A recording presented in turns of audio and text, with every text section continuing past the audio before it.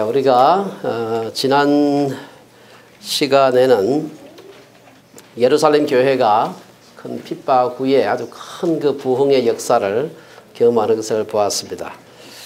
한 번의 핍박과 더불어서 부흥이 따라왔는데 오늘은 이제 그 축복된 부흥에 이은 두 번째 핍박이 오는 것을 볼 수가 있습니다. 그래서 오늘 본문의 말씀은 예루살렘 교회에 일어났던 두 번째 핍박 사건을 좀 살펴보도록 하겠습니다. 이 축복과 이 고난이라고 하는 것이 항상 성경을 보면은 이 쌍둥이처럼 이렇게 오는 것을 볼 수가 있습니다. 그래서 그것이 축복이 올 때는 축복을 통해서 또 고난이 올 때는 고난을 통해서 우리의 신앙이 성숙해 가는 것을 볼 수가 있습니다. 예루살렘 교회의 성령 강림과 이어지는 큰 부흥, 그리고 핍박, 그리고 또한 부흥, 오늘 다시 또 핍박이 닥친 것을 볼 수가 있습니다. 어떤 의미에서 오늘 그 2차 핍박은 불가피한 것이다. 왜냐하면은 1차 핍박을 받을 때 교회 지도자들이 다시는 그 이름으로 가르치지 말라, 이렇게 엄명을 하고 내보냈는데 이 사람들이 사도들이 가가지고 그 말 전혀 안 들은 것처럼 다시 와서 성전에서 백성들을 가르쳤기 때문입니다. 특히 오늘 이 교회 지도자들이라고 하면 주로 사두개인들인데 이 사두개인들은 부활을 믿지 않는 사람들입니다. 근데 이 사도들이 전한 게 뭘 전했는가 하면은 예수께서 죽으시고 부활하셨다는 사실을, 그 사실을 전했습니다. 그리고 우리가 지난번에 사도행전 2장에 또 안전뱅이를 고쳐준 사건이 나오는데 그 안전뱅이를 고친 것도 베드로가 고친 게 아니고 너희들이 십자가에 못 박여 죽인 예수께서 고쳤다. 이러니까 사두개인들이 도저히 참을 수가 없는 것입니다. 사도행전 4장 1절 2절에 보면은 사도들이 백성에게 말할 때 제사장들과 성전 맡은 자와 사두개인들이 이르러 예수 안에 죽은 자의 부활이 있다고 백성을 가르치고 전함을 싫어하여. 이 사두개인들이 다른 것도 싫어하는데 특별히 자기들이 극력 부인하는 부활을 가르치기 때문에 더 화가 나는 것입니다. 그래서 우리가 이 두 번째 핍박은 공회원들 중에서 특별히 제사장과 사두개인들이 다 제사장이 되기 때문에 사실은 사두개인 그리고 그 중에 이제 제사장 이렇게 보면 됩니다. 이들의 그 시기와 질투가 극에 달했고 그로 인해서 오늘 우리가 보는 두 번째 핍박이 온 것을 볼 수가 있습니다. 17절에서 20절에 보면 어떻게 해서 사도들이 투옥이 되고 그리고 또한 하나님의 도우심으로 이들이 구출되는가 하는 것을 보여주고 있습니다. 17절에 보면은 사도들의 가르침이 사람들 사이에 급속도로 퍼져나가고 예수 믿는 사람들이 막 늘어나니까 가장 불편했던 사람들이 바로 이 사두개인들이었습니다. 바리새인들도 종교적인 귀족이었지만 사두개인들은 종교적인 귀족인과 동시에 이 사람들은 실제로 세속 권력에 있어서 귀족들이었어요. 왜냐? 이 사람들이 사법권이 있는 사람들이었습니다. 그래서 예수 믿는 사람들이 막 늘어나는 데 대해서 굉장히 예민했습니다. 그런데 흥미롭게도 사도행전을 기록한 누가는 여기서 사두개인의 당파라는 말을 사용을 하고 있습니다. 오늘 17절 28절에 보면은 사두개인 당파라는 말을 사용을 하고 있는데 사두개인은 스스로를 유대 사회의 주류 세력 혹은 지도자 계급이라고 생각을 했고 실제로 그들이 지도자들이었습니다. 그래서 자기들을 갖다가 사두개인 당파라는 것은 이제 주류가 있고 그 중에 조금은 섹트를 얘기하는 건데 오늘 이제 사도행전을 보면은 사두개인 당파라 이렇게 부르고 있습니다. 예수 믿는 사람들이 막 불어나게 되니까 이 사도행전을 기록했던 누가는 사두개인도 그걸 반대하는 한 당파다 이렇게 의도적으로 이 표현을 하고 있습니다. 사두개인들은 자기들이 그동안 누렸던 종교적인 기득권이 침해받는다, 위협받는다고 생각하니까 가만히 있을 수가 없었습니다. 종교 지도자들은 사도들을 중심으로서 일어나는 놀라운 성령의 역사와 이를 목도하고 하나님께 돌아오는 수많은 무리들을 보면서 마음에 시기가 가득했다. 사람에게 일단 시기심이 발동하게 되면은 선악을 분별하기가 힘들어집니다. 뭐 정의감도 없어지게 되고 양심도 없어지게 되고 아주 이기적이 됩니다. 게다가 그 시기심을 가진 사람이 힘을 가진 사람인 경우에는 그야말로 아주 문제가 복잡하게 됩니다. 그래서 솔로몬은 사랑은 죽음같이 강하고 질투는 수월같이 잔인하다. 뭐 시기가 얼마나 강력한 그 파괴력이 있는가. 잠언 14장에서 시기는 뼈를 썩게 한다. 27장에 보면 잠언 27장에 보면 투기 앞에야 누가 서겠느냐. 이 사두개인들이 힘을 가진 사람들이 사도들을 갖다가 시기하게 됐을 때 그 결과는 핍박으로 나타나게 되는 것을 볼 수가 있습니다. 이것은 사실은요, 그 당시에만 그런 것이 아니라 지금도 보면은 교계의 많은 싸움에 한꺼풀만 이렇게 젖혀보면은 교리, 진리, 뭐 얘기하는 것들 중에서 많은 부분이 개인적인 시기심 혹은 어떤 당파심 때문에 생기는 것을 볼 수가 있습니다. 겉으로는 하나님의 진리, 말씀, 수호, 교회 보호 등의 핑계를 대면서도 실제로는 자기 이권 때문에 싸우는 경우가 굉장히 많습니다. 가장 거룩하고 아무런 사적인 욕심이 없을 것 같은 우리 다 보고 있는 성경 찬송가, 그거를 누가 편집해서 어디서 내느냐가 이게 1년에 수백억의 돈이 왔다 갔다 합니다. 그거 차지하려고 이전 투구를 하고 있어요. 참 부끄러운 얘기입니다. 흥미롭게도 여기서 누가는 그 사도들을 갖다가 사두개인들이 잡아가지고 집어넣는데 이 옥, 감옥인데 영어는 죄일이라 그랬죠. 근데 여러분 영어 성경에 보면 그걸 퍼블릭 죄일이라고 썼는데 이게 퍼블릭 죄일이란 말이 공적인 감옥입니다. 제사장 집들에 있는 뭐 그런 사적인 감옥이 아니에요. 사두개인들이 사도들을 잡아다가 퍼블릭 죄일에 넣었습니다. 이게 원어에도 퍼블릭 죄일이라 되어 있습니다. 이게. 이는 제사장들이 종교적인 권력만을 가지고 있는 것이 아니라 세속적인 권력까지도 갖고 있음을 의미하는 것입니다. 그들은 악을 행하는 데 지체함이 없었습니다. 언제라도 사도들을 감옥에 가둘 수 있는 권력을 가지고 있었고 지금은 바로 사도들이 가장 위협적인 자들이었습니다. 그래서 그들은 즉각적으로 행동했고 사도들을 체포해서 옥에 가두었습니다. 19절에 보면 이제 하나님께서 그 사도들을 구출해내는 게 나오는데 여기서 우리가 하나님이 어떻게 역사하는가 하나님의 역사의 패턴을 하나 볼 수가 있습니다. 이 19절에 보면은 주의 사자가 밤에 옥문을 열고 끌어내어 이르되 사두개인들이 이 사도들을 옥에 가두었지만 하나님께서는 감옥에 가두어두지 않았습니다. 하나님은 적절한 때에 사도들을 찾아오셨습니다. 투옥된 사도들은 전혀 예상하지 않았지만 주의 사자가 천사가 여기 보면 천사입니다. 에인절입니다. 밤에 옥문을 열고 사도들을 밖으로 끌어내었다. 23절에 보면 대제사장의 부하들이 아직도 사도들이 옥에 갇혀 있는 줄 생각하고 그거 끄집어내가지고 신문하려고 가보니까 아무것도 없는 것입니다. 그렇다 옥이 열려 있느냐 보면 옥은 든든하게 잠기고 지키는 사람들이 문 앞에 버젓이 서 있는데 안에 옥은 비어 있었습니다. 사도행전에는 사도들이 옥에 갇혔을 때 하나님이 직접 개입해가지고 구해준 사건이 몇 번 기록되어 있는데 보면요.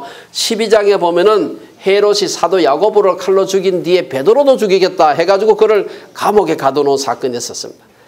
혹이라도 그 당시 예수 믿는 사람들이 많았기 때문에 이 베드로가 탈옥하지 않을까 싶어가지고요. 철통같이 지키고 그것도 못해가지고 성경에 보면요. 베드로를 두 군인 틈에서 두 쇠사슬에 매여 누워 자게 밤에 잠도 혼자 못 자게 하고 칼을 차고 있는 게 아니고요. 사람을 베드로 좌우에 눕혀가지고 그 사람하고 쇠사슬로 묶어가지고 둘이 자게 하는 것입니다. 바깥에 또 지키고. 아무리 철통같이 지켜도 하나님께서 개입하시면 그런 것들은 아무런 소용이 없다. 여러분 그 사도행전 12장에 보면 그 통쾌한 그 무용담이 나오고 있습니다. 베드로는 한참 자다가 막 묶여 있는데 잠은 어떻게 잤는지 너무 피곤해서 잤는지 믿음이 좋아서 잤는지 모르지만 어쨌든 자다가 보니까 이 천사가 와서 막 발로 차고 빨리 일어나가라 이렇게 해가지고 다 모든 그 철이 쇠 그 수갑이 다 풀어지고 옥문이 열리고 정신도 없는 사이에 그 감옥을 나오는 그 놀라운 사건이 바로 사도행전 12장에 있습니다. 뿐만 아니라 사도행전 16장에도 보면 바울과 실라가 빌립보에서 감옥에 갇히게 됩니다. 근데 한밤중에 바울과 실라가 기도하고 찬송했을 때 옥터가 움직이고 문이 다 열리고 매인 것이 다 벗겨졌다. 바울과 실라의 감옥만 열린 게 아니고요. 다른 사람들 감옥도 다 열렸다. 그렇게 되어 있습니다. 그 외에도 여러 차례에 하나님께서 사도들이나 예수 믿는 사람들을 구출해내는 장면들이 성경에 나와 있는데요. 흥미로운 것은 하나님께서 그때마다 하나님께서 다른 패턴으로 구원하신다는 것입니다. 하나님은 인간의 때가 아니라 자신의 때에 인간의 방법이 아니라 자신의 방법으로 역사하는 걸 볼 수가 있습니다. 지난번에 우리가 안전뱅이 고쳐줄 때도 말씀을 드렸습니다만은 신구약 전체에 하나님께서는 병자들을 고쳐주거나 죽은 자들을 살리거나 할 때 한 번도 동일한 방법으로 고쳐주시지 않았습니다. 사람들은 상상도 할 수 없는 그런 방법으로 하나님께서 역사하시는 걸 볼 수가 있습니다. 하나님이 역사하시는 패턴이 항상 다르지만 역사하는 데는 한 가지 공통의 목적이 있었는데, 그것은 그 하나님을 증거하는 것을 위해서 그들을 풀어주었다는 사실입니다. 열왕기상에 보면 엘리야를 통해서 사르밧 과부의 외아들을 살려주신 것이나, 열왕기하에 보면 엘리사를 통해서 나아만 장군을 나병을 고쳐준 것이나, 베드로와 요한을 통해서 성전 미문에 앉아서 구걸하는 안전뱅이를 고쳐준 것이나, 그 뒤에 부흥이 일어나는 것을 볼 수가 있습니다. 오늘 이어지는 20절에서도 바로 이 점을 지적하고 있습니다. 하나님께서 그와 같이 역사하는 목적이 무엇인가? 20절에 보면은 사도들에게 가서 성전에 서서 이 생명의 말씀을 다 백성에게 말하라 하매, 하나님이 사도들을 구해주시는 가장 중요한 목적이 뭐냐? 그것은 바로 선교적인 이유다. 하나님은 사도들을 감옥에 구출하시면서 단호하게, 이 동사가 3개 나옵니다. 가서 성전에 서서 이 생명의 말씀을 다 백성에게 말하라. 여기서는 가서 서서 말하라, 아주 그 강력한 그 명령어로 3개의 동사를 사용하고 있습니다. 우리가 어떤 환경에 있든지 하나님은 생명의 말씀을 전하라는 강한 명령을 주셨음을 보여주는 것입니다. 이것은 모든 사람이 다 선교사나 목사나 전임 선교사나 목사가 되라는 말이 아닙니다. 전업주부로 살든지 공무원으로 살든지 사업을 하든지 우리가 생명의 말씀을 사람들에게 전하기 위해서 부름을 받았다는 사실입니다. 만일 직업적으로 종교적인 냄새가 나는 특정한 몇몇 직업을 가진 사람들만이 복음을 강하게 전하라는 명령을 주셨다고 생각한다면 그것은 굉장히 잘못된 이원론적인 사고다. 그렇다면 오늘 내가 우리 가족이 이 시대 이곳 캐나다에 살게 된 이유가 무엇인가 하는 것도 생각해 봐야 됩니다. 아무리 좋은 환경에서 좋은 환경이라 하더라도 우리의 사는 것이 다만 맑은 공기 마시라고 위해서 사는 게 아닙니다. 한국보다 좀 교육 환경이 좋다, 그래서 우리 아이들 교육 잘 시키라고 여기에 사는 게 아니다.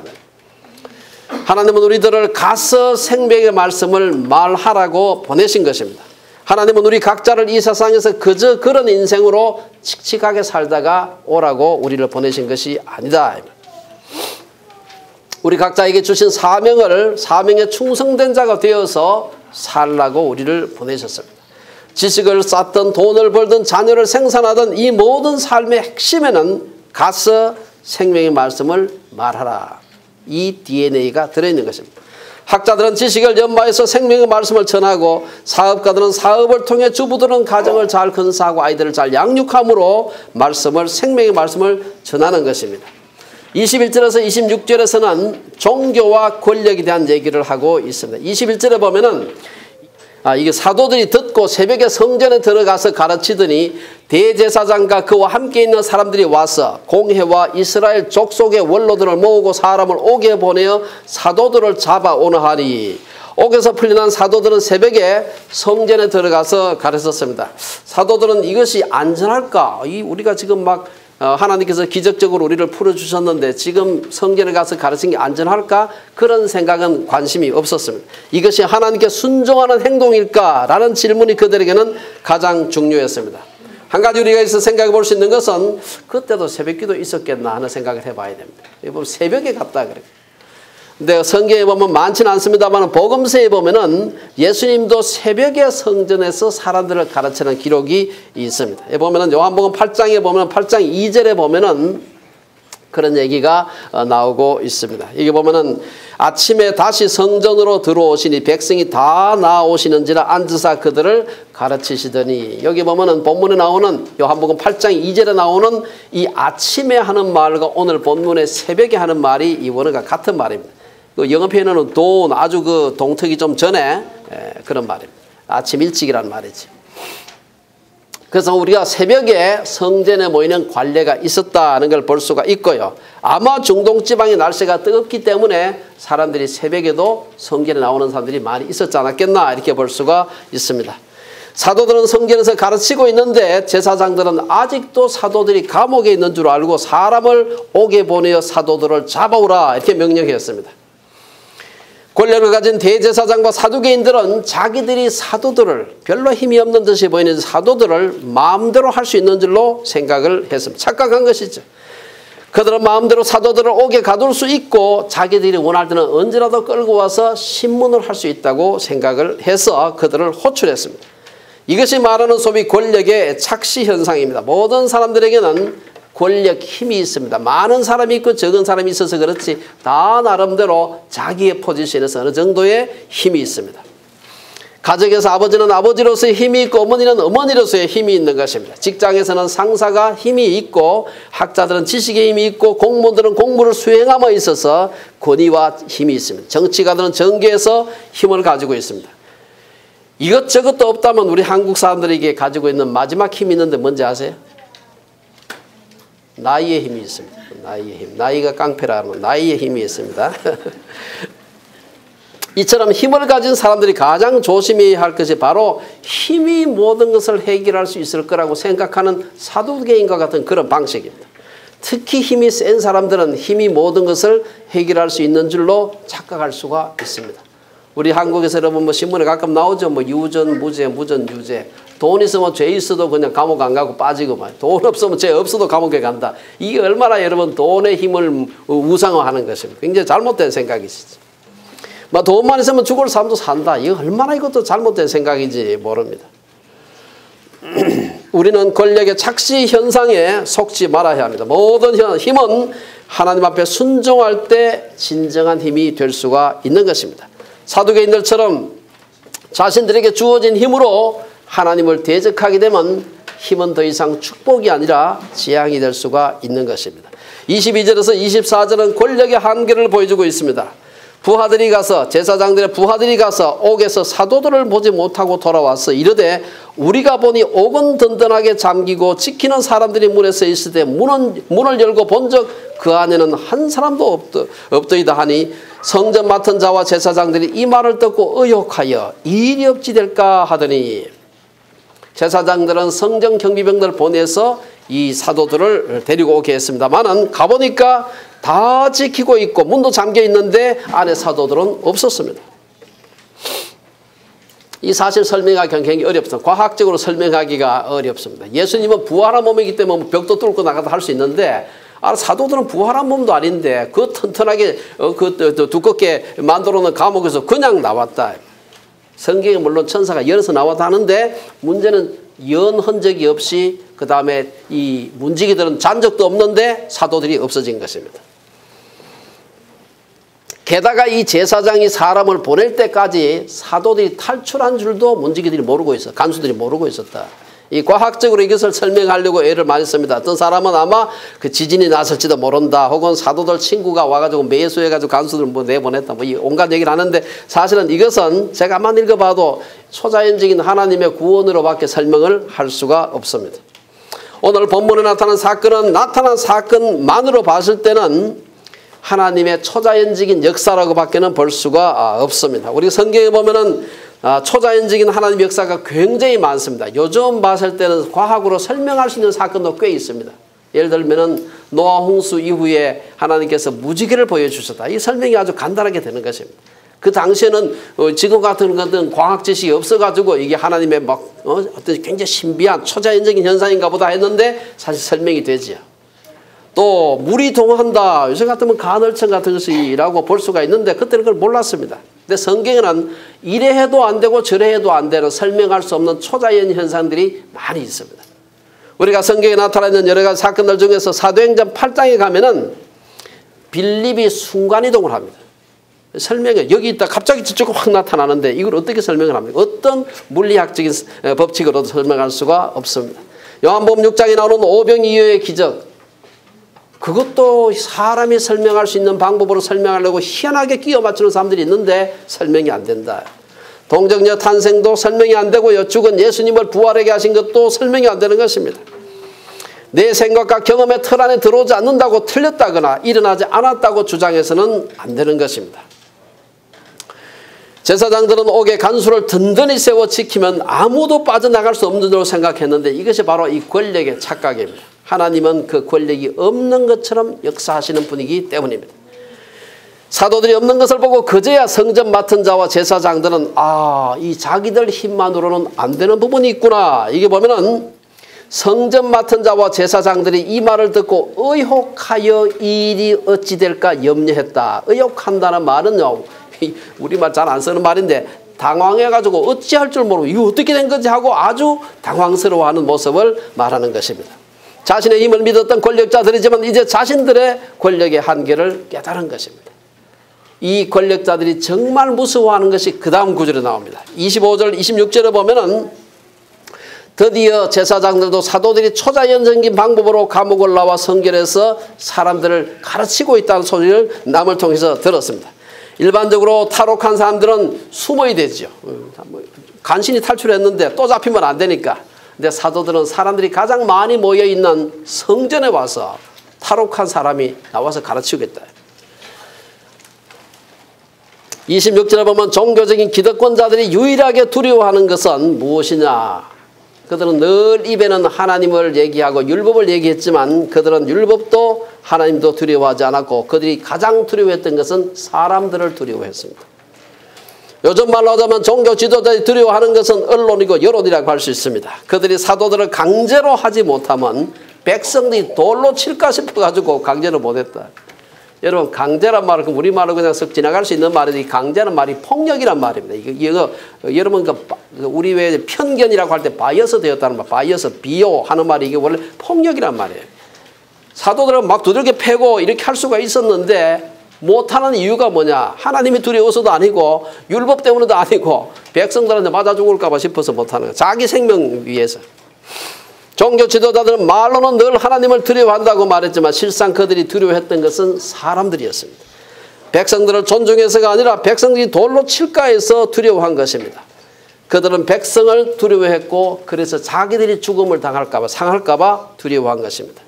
우리 초대교회 교부 중에서 크리소스톰이 말한 것처럼 실로 저들이 두려워한 것은 하나님이 아니요 사람이었다. 오늘 마지막에서는 보면 이 재판정에 선 사도들의 모습을 볼 수가 있습니다. 여기서 대제사장은 사도들을 데려놓고 신문하게 됩니다. 27절 28절에 보면 사도들을 신문하는 제사장의 그 질문이 나와 있습니다. 사도들은 산헤드린 공의 앞으로 끌려가서 대제사장의 신문을 받는데 신문은 크게 두 가지를 신문하고 있습니다. 29절에서 첫 번째 그 28절에 보면 대제사장이 두 가지를 이제 신문을 하고 질문을 하고 29절에서는 대제사장의 첫 번째 질문에 대해서 대답하고 30절 31절에서는 두 번째 질문에 대해서 대답하고 32절 마지막 절에는 두 가지를 종합해서 대답을 하는 것이 나와 있습니다. 첫째는 뭐냐? 예수의 이름으로 사람을 가르치지 말라고 엄금했는데 왜 너희들의 가르침을 온 예루살렘에 가득 차게 했느냐? 이런 질문입니다.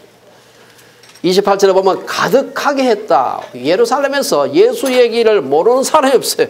그렇게 제사장들이 못 가르치게 했는데 모든 사람이 다 알 만큼 사도들이 그것을 전했다. 이제 사람들은 예루살렘에 사는 사람들이라면 예수님이 죄인이 아니라 사두개인들 그 종교 지도자들의 시기를 받아서 죽으셨다는 사실과 예수님이 부활하셨다는 그 사실을 이제 다 들었습니다. 그러니까 부활이 없다고 빡빡 외치던 사두개인들로서는 이 굉장히 당황스러운 상황이 된 것입니다. 대제사장이 추궁한 내용으로 미루어서 사도들과 성도들이 종교 지도자들의 핍박에도 불구하고 협박에도 불구하고 굉장히 열심히 전도를 한 게 분명합니다. 28절에서 대제사장은 사도들에게 너희 가르침을 예루살렘에 가득하게 했다. 너희 가르침이 있다. 가르친다는 말을 헬라말로 디다케라고 얘기하는데 이 디다케는 사실은 교리 같은 걸 말합니다. 너희 교리를 온 예루살렘에 가득하게 했다. 옛날 한글 개혁에서 보면 너희 교를 예루살렘에 가득하게 했다. 그거보다는 아마 요새 새로 나온 개혁 개정이 나은 것 같습니다. 둘째 그렇게 한 것은 예수를 죽인 피의 책임을 산헤드린 공회에 전가시키기 위함이 아니냐. 28절에서 보면은 그 피를 우리에게 돌리고자 함이로다. 그런 얘기를 하고 있습니다. 사실은 실제로 대제사장이 모의를 해서 빌라도의 손을 빌려서 죽였지만 죽인 건 실제로 종교 지도자들이 죽였는데 뻔뻔하게 여기서는 오히려 자기들이 예수님을 죽이는데 주도적인 역할을 하고는 이제 와서는 발뺌을 하고 있습니다.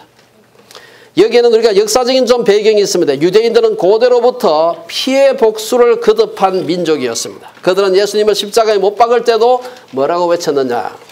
그 피를 우리와 우리 자손들에게 돌릴지어다. 여러분 기억하시죠? 복음서에 나온 얘기요. 이게 얼마나 무서운 얘기인지 모릅니다. 지난 2000년 동안 전 세계 유대인들이 가는 데마다 동네북으로 맞아 죽고 독가스 실어 가 죽고 그 죽었던 것이 사실은 메시아 죽인 죄를 갖다가 받은 것입니다.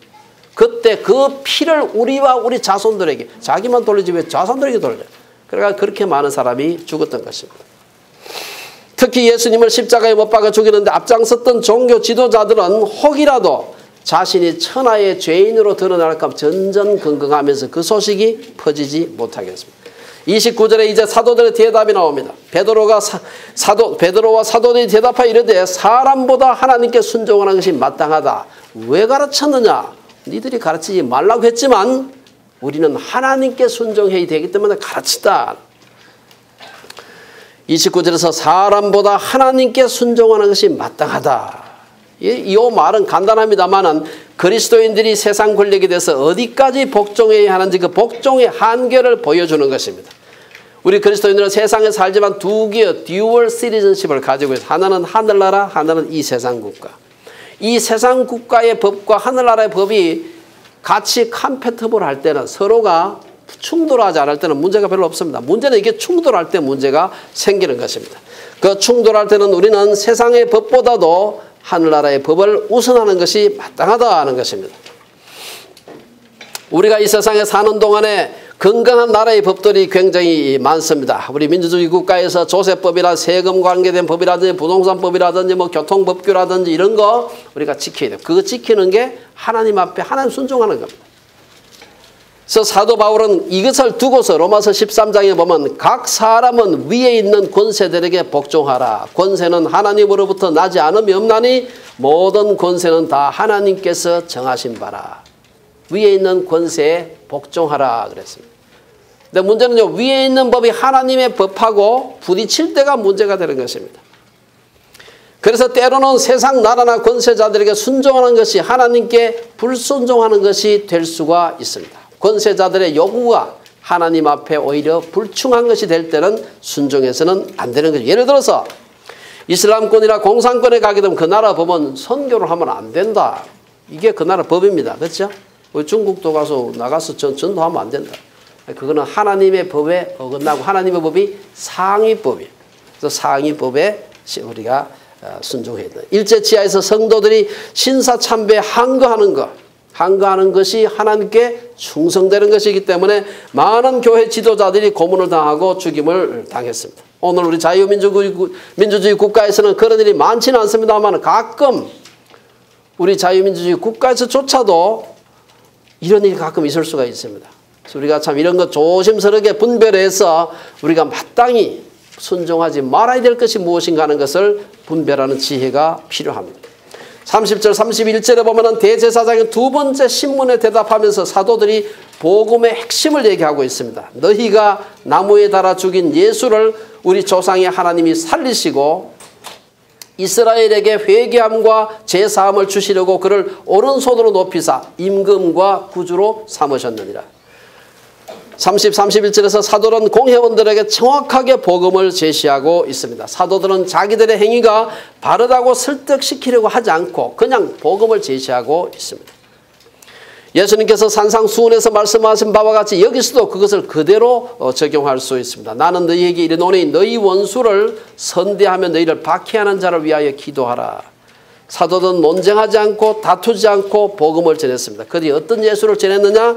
첫째 30절에서 사도들은 너희가 나무에 달아 죽인 예수를 우리 조상의 하나님이 살리셨다고 전했습니다. 사도들 나무에 달려 죽는 죽음은 하나님께 저주받은 죽음이라는 신명기 말씀, 갈라디아서 말씀을 알고 있었습니다. 그래서 우리 죄인들을 대신해서 예수께서 대속적인 저주의 죽음을 나무에서 당하셨다는 것을 지금 얘기하고 있는 것입니다. 어떤 신학자는 인간의 범죄가 나무에서 시작된 것처럼, 그 나무는 선악과지요. 나무에서 시작된 것처럼 속죄도 나무에서 성취되었다. 그런 말을 합니다. 여기서 우리 조상의 하나님이 살리시고라는 말 속에는 유대교를 이탈하지 않으려는 사도들의 그 노력이 비춰지고 있습니다. 예수님의 부활은 유대인들이 조상 때부터 믿던 하나님께서 행하신 일이라는 것입니다. 여기서 조상의 하나님이란 말은 언약의 하나님이라는 말입니다. 하나님은 조상들에게 언약하신 바를 예수 그리스도 안에서 이루셨다는 의미입니다. 두 번째 31절에 보면 사도들은 이스라엘에게 회개함과 제사함을 주시려고 그를 오른손으로 높이사 임금과 구주로 삼으셨음을 전했습니다. 예수님이 부활하지 않으셨다면 우리는 구원의 축복을 누릴 수가 없을 것입니다. 하나님은 그의 백성을 회개하게 하셔서 제사함 받게 하시려고 예수 그리스도를 부활하게 하신 것입니다. 여기서 임금과 구주란 말은 인도자와 구원자를 의미하는 그런 말입니다. 이것은 구약에서 보면은 특별히 그 사사기서 같은 데 보면은 임금과 구주가 동일한 것을 보면 사사들은 그들을 구원했을 뿐 아니라 또한 그 백성의 지도자로 일한 걸 볼 수가 있습니다. 그래서 여기서 보면은 예수님은 온 인류를 원수인 죄와 사망에서 구원하시고 인류를 다스리는 임금과 주가 되셨다는 사실입니다. 마지막 32절에는 증인의 사명을 얘기하고 있습니다. 이 32절은 대제사장의 신문에 대한 사도들의 결론을 얘기하고 있는데요. 여기 보면은 초대교회 사도들과 성도들은 예수님의 죽음과 부활을 목격한 증인으로서 이 사실을 전하지 않을 수가 없다. 여러분 신약에서 증인이란 말은 법정에서 사용하는 말입니다. 법정에 갔을 때 증인, 여러분 요새 교통사고 났을 때 제일 중요한 게 증인입니다. 이 누가 잘못했느냐, 증인이 굉장히 중요해요. 또 한 사람 아니고 한 두 사람, 세 사람 있으면 더 좋습니다. 증인의 의무는 뭐냐? 본대로 그대로 갖다가 얘기하는 게 증인의 의무. 만약에 증인이 본대로 얘기 안 하면 이게 위정죄로 걸리게 됩니다. 증인의 사명은 본대로 그대로 얘기를 하는 것입니다. 사도들은 예수님의 증인으로 세움을 받았기 때문에 자신들이 예수님에 대해서 보고 들은 바를 말하지 말하지 않으면 걸립니다. 여러분 교통사고 났는데 증인해달라고 했는데 안 해주면 법으로 걸립니다. 그래서 여러분도 해달라고 하면 해줘야 되고 해달라고 할 때도 너무 염려하지 말고 부탁을 해야 됩니다. 증인은 있는 대로 본 대로 얘기할 책임이 있다. 초대교회 성도들에게는 총동원 전도주일, 전도왕 시상, 고구마 전도법, 이설비 전도, 사형리 필요가 없었습니다. 왜냐? 너무나 전하고 싶어서 입이 건질건질해가지고 견딜 수가 없었습니다. 본능적인 욕구라고 할 수 있습니다. 의무, 이 전도해야 되는데, 내가 뭐 장로인데 안 하면 되겠나. 이게 아니에요. 안 하고 싶어도 안 할 수가 없어요. 입이 건질거려가지고. 고린도 교회에 보낸 편지에서 사도 바울의 고백도 그럽니다. 내가 복음을 전할지라도 자랑할 것이 없으면 내가 부득불할 일이라. 만일 복음을 전하지 아니하면 내게 화가 있을 것이다. 오늘 우리의 전도하는 마음하고 좀 많이 다르죠. 여러분 생각해 보세요. 학교에서 맨날 60점, 70점 맞던 애가 100점을 받았어. 엄마한테 얘기를 해야 되는데 입이 건질거려서 어떻게 집까지 참겠습니까? 그걸 하는 게. 똑같은 겁니다. 지난 8개월 동안 오카리나에 빠져 지내면서 제가 사람들 만날 때마다 툭 때리면 오카리나 얘기 나와요. 오카리나 하라고 오카리나 사형리 만들고 할 필요가 없어요. 예. 오카리나가 너무 좋고 하기 때문에 날마다 오카리나 불고 살았으니까 두드리면 오카리나, 오자만 들어도 오카리나. 사도들이 예수님이 그 죽음, 지금 불과 이 사건이 예수님 죽고 난 뒤에 불과 몇 주 뒤에 지금 얘기입니다. 아주 생생한 얘기예요. 그냥 예수님이 십자가에서 처절하게 죽어가는 모습, 부활해가 이 중에 상당수로 부활을 하신 예수님을 직접 보았고 만진 사람들이에요. 그 사람들 보고 입 막고 있으라니까 답답해서 어떻게 가만히 있을 수가 있습니까? 오늘날 우리는 초대교회 성도들과 같이 예수님의 죽음과 부활을 직접 목도한 사람들이 아닙니다. 그냥 우리는 들은 사람들이고 성경에서 본 사람들입니다. 그럼 우리는 초대교회 성도들과 같은 예수님의 죽음과 부활에 대한 생생한 확신을 우리는 솔직히 기대할 수가 없습니다.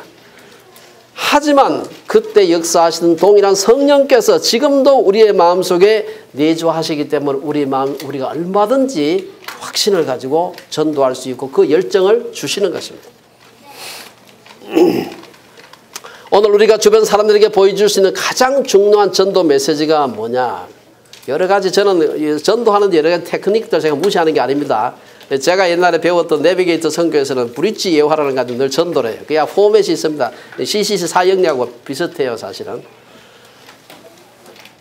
근데 그 모든 테크닉도 중요하지만 제가 생각할 때 가장 중요한 전도지는 예수 믿으니까 너무 좋더라. 뭐가 좋냐? 이러면 사람마다 조금 다를 수 있겠지만 예수 믿으니까 좋더라. 종교적인 의무감에서 그렇게 한다면 위선이 되겠지만 정말 우리가 정말 예수 믿으니까 좋더라 라고 한다면 그러한 우리의 삶과 모습이 최고의 전도지가 될 겁니다. 아쉽게도 오늘날 교회들이 그렇지 못해서 불신자들에게 손가락질을 받는 경우가 많이 있습니다. 결론적으로 몇 가지 말씀드리고 마치겠습니다. 오늘 본문은 아나니아와 삽비라 사건 이후에 폭발적인 부흥을 경험하고 있는 예루살렘 교회의 종교 지도자로 인해서 일어난 두 번째 핍박을 소개하고 있습니다. 예수님의 죽음과 부활을 전함으로 사도들은 감옥에 갇혔습니다만은 하나님께서 천사들을 동원해서 그들을 석방시킵니다.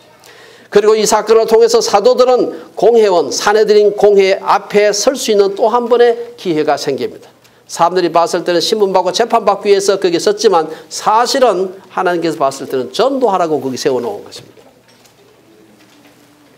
사도행전은 사도들이 투옥되는 사건이 여러 차례 소개되는데 흥미로운 것은 하나같이 투옥됨으로 인해서 복음을 전할 수 있는 기회가 새로 생긴 겁니다. 아니면 그 투옥 안 됐으면 절대로 전도할 기회가 없을 텐데 투옥이 돼가지고 간수에게도 전도하고 공회원들한테도 전도하고 다른 죄수들한테도 전도하고 오늘 본문을 통해서 우리가 한 두 가지를 생각해 봐야 됩니다. 그때나 지금이나 기득권을 가진 종교 지도자들이 복음의 진보에 가장 큰 장애가 될 수 있다. 된다는 게 아니라 될 수 있다는 사실입니다.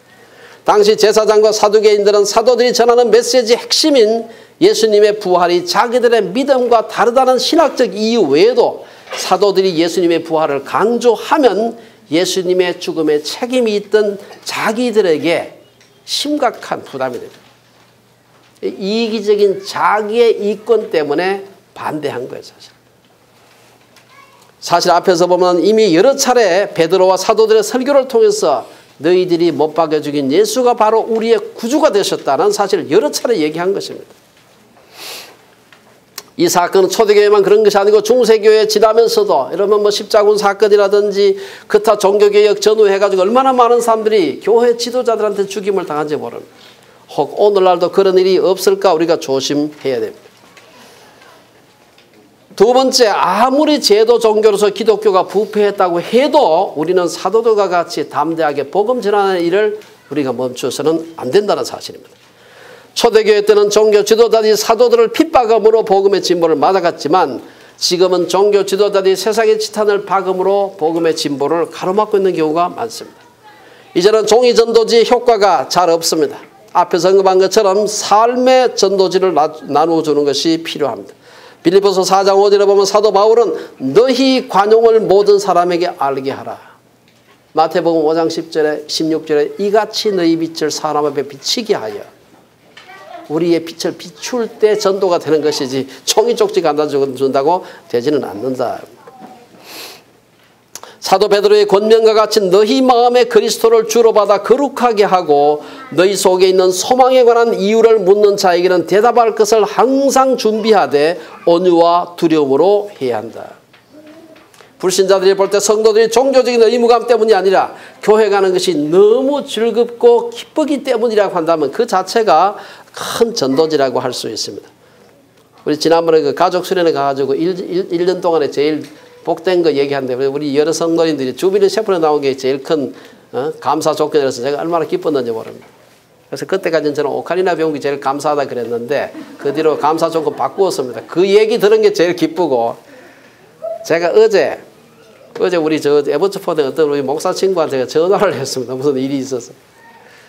지금 우리 교회 한 번도 와본 적이 없습니다. 근데 하는 얘기가 요새 저 주빌리 셰프에 좋은 소문이 많던데 그러더라고요. 제가 그게 얼마나 기뻤는지 모릅니다.